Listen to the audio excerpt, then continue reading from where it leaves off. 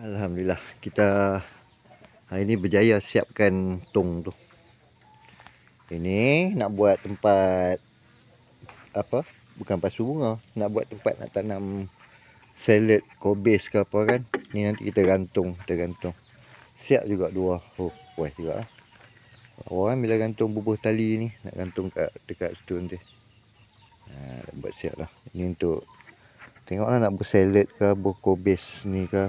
Dia boleh gantung cantik lah papan ni. Nanti nak kena buat yang besar lagi tu. Yang besar tu untuk nak duduk dekat bawah nanti. Yang ni kita buat gantung. Yang dekat bawah tu kita buat penuh, bagi penuh kotak tu. Pallet banyak lagi.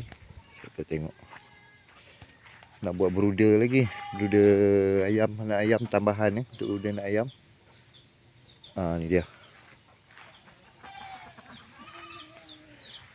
So, kita kena punggah.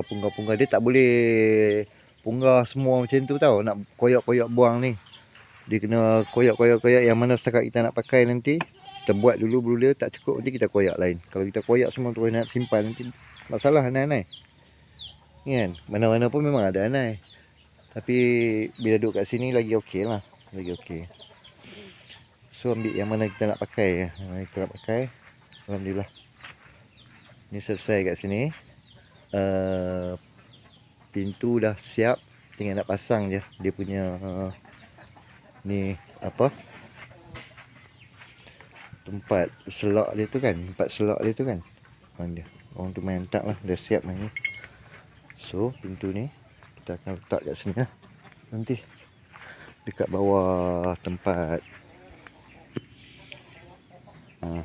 Ini dia punya, orang sini panggil bahasa tak elok lagi benda lah ni.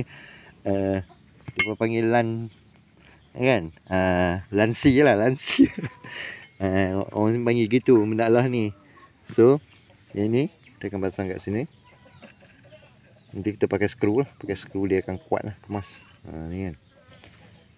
So nanti cakap yang ni duduk dekat paha pagar.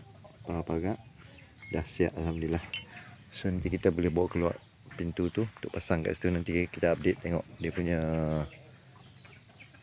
apa, look untuk pintu tu macam mana. Memang cantik lah, memang nice lah.